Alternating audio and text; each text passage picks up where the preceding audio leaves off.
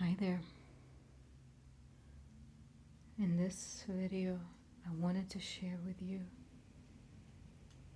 the books I got from the library today. I think these are books on the same topic, but they also could be quite interesting. So, let's start with the first book, which is this.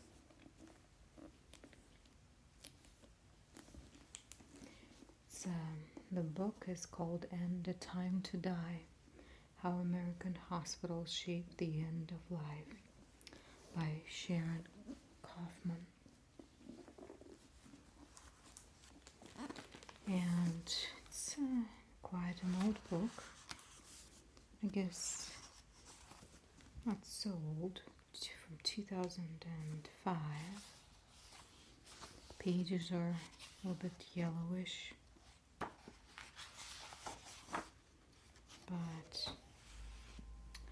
And the book is about death and dying and the planning process for it,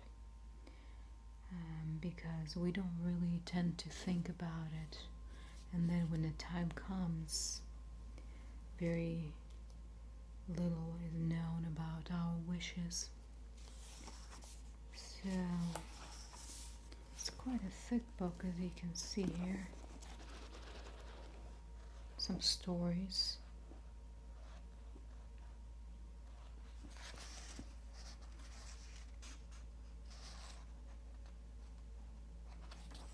Should be quite interesting. So that is number one. The other book is this one. It's called Patient: The True Story of Rare Illness by Ben Watt. And the book is not too thick. It almost feels kind of like self-printed. It was published in 1996 by Ben Watt. Interesting, pretty easy to read font, as you can see. And let's see. So this is a quick note here. In the summer of 1992, on the eve of an American tour, Ben Watt, one half of the Billboard-topping pop duo Everything But the Girl, was taken to a London hospital complaining of chest pain. He didn't leave for 2.5 months. Watt has developed a rare life-threatening disease that initially baffled doctors. By the time he was allowed home, his ravaged body was 46 pounds lighter, and he was missing most of his small intestine.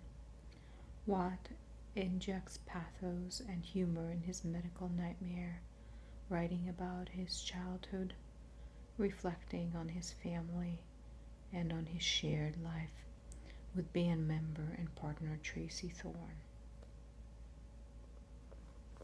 Looking forward to reading this.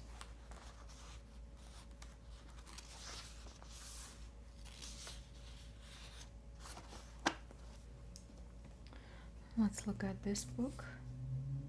This book is called, this is it, On the Edge of Medicine by Patricia Kuhlberg. Doctoring among the dispossessed. Decent sized book. It's an interesting matte cover. I don't like these covers. So in this book, let's see what's it about. And On the Rugged Edge of Medicine offers a unique and personal glimpse into a medical practice for the homeless and urban poor in Portland, Oregon. Todd told through 15 patient vignettes and drawn from the author's decades of experience on the front lines. This revealing memoir illuminates the impact of poverty on the delivery of health services and the ways in which people adapt and survive or don't survive in conditions of abuse and deprivation.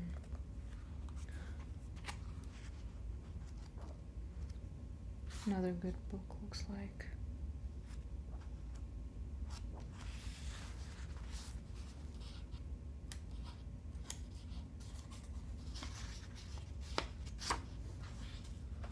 Okay, so that's that.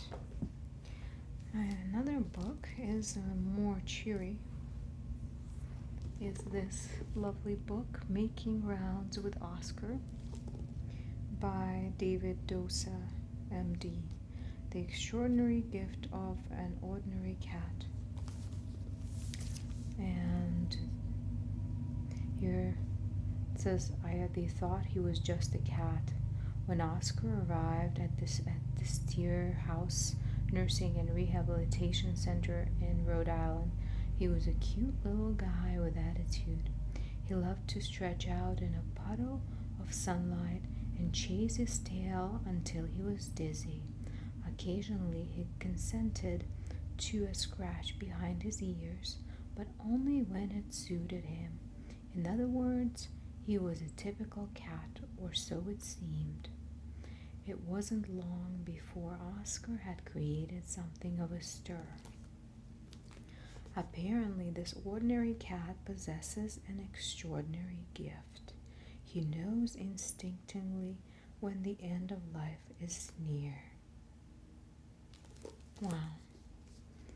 I love books about animals in general. As long as they don't die in them, I cry for a long time, let's just say that. As you probably know, I am a huge fan of animals, and I just feel deeply for them. The same with nature, anything that's nature or animal related. So I'm really excited to read this book. Okay, now next one. And I know that these books are pretty much the same theme. It's about end-of-life care or mental disease, just because I've been very interested in these topics. And I think end-of-life care in general is an overlooked topic that we don't like to face. So I wanted to read about it more. So When Evening Comes by Christine Andre, I guess, The Education of a Hospice Volunteer. This book looks like it was published in 2001. Yeah, 2000 actually. And it's a regular size book, hardcover. And let's see, when Christine Andre signed up for 27 hours of patient care training with the Blue Ridge Hospice in Virginia, Shenandoah Valley, her parents were still living and her grandparents' funerals hadn't involved a viewing. Her only direct experience with death came by chance when a neighbor's 4-year-old daughter died of cancer. At one training session, a tray of small objects was passed around and participants were to choose one that represented what they felt they could give to a dying person. Christine randomly took an old-fashioned key for no reason that she knew, and when it was her turn to speak, feeling like a liar, she stammered something about opening doors to people. Looking back, she says, perhaps what I wanted was to open a door for myself. That's going to be a very interesting book, I think. Especially when it's written coming from a volunteer. I have to say that I have considered volunteering at the hospice, but I don't know that I could do it. I volunteer for many organizations now, but hospice is just, I'm too scared, honestly. I don't have it in me. Maybe just because I am scared of death. Yeah. Okay, now let's talk about mental disease. Voluntary Madness. My Year Lost and Found in the Loony Bin by Nora Vincent. This is a pretty thick book. Looks like a new one. Let's see when it was. This is from. Can never find the date. 2008. Okay, so not too new, but the book itself is kind of feels newer. So here, this author spent 18 months living, working, and dating disguised as a man, giving us an inside view unlike any other of life as an American male. By the end of this emotionally draining experiment, Nora had become severely depressed. Fearing she had actually become a danger to herself, her psychiatrist pressed her to enter a locked mental world. And so Nora Vincent had herself committed. From this raw and overwhelming experience, Nora emerged with the idea of voluntary madness. Also kind of a different perspective.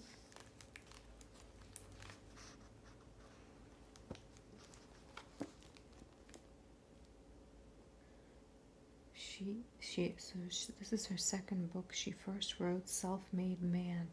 That's when she, I guess, described her experience disguised as a man. It'd be interesting to read it. So this is the cover. And there was another book that is a bit of a different theme. Wellness in Weekends in Bellevue. 9 years on the night shift as a psych ER at the psych ER. Julie Holland MD.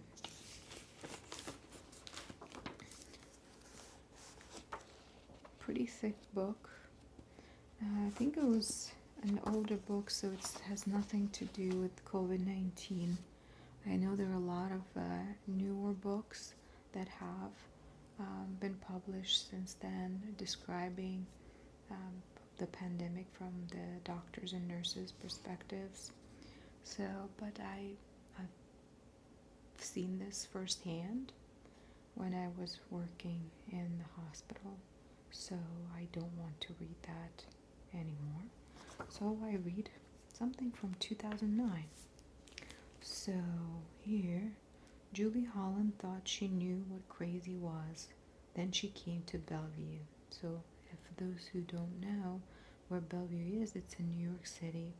And I think there are quite a few books that have been written about Bellevue. And this is an absorbing memoir laced with humor. So it's she provides an unvarnished look at life in the psych ER, recounting stories from her vast case files that are alternatively terrifying, tragically comic, and profoundly moving. The serial killer, the naked man barking like a dog in Times Square, the schizophrenic begging for an injection of club soda to quiet the voices in his head, the subway conductor who watched a young woman being pushed into the path of his train.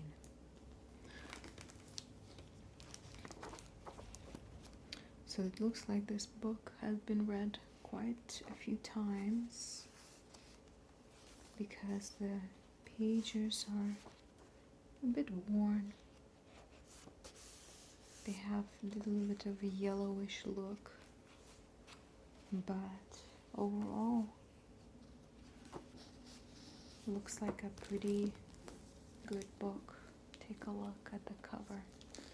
So these are the 7 books that I picked up today at the library, and I'm looking forward to reading them all. And I wanted to pick up more, but I just couldn't carry them all, and I knew that I wouldn't be able to read them all in the time frame. So I will go back and look at more books. It's certainly nice to be able to borrow like paper books again, now that I am in one place for the next few months instead of moving around constantly. But my plan is to resume that later, probably in several months, and that's kind of my hope, and we'll see how things go, where life takes us. In the meantime, I hope you found this interesting and maybe a bit relaxing.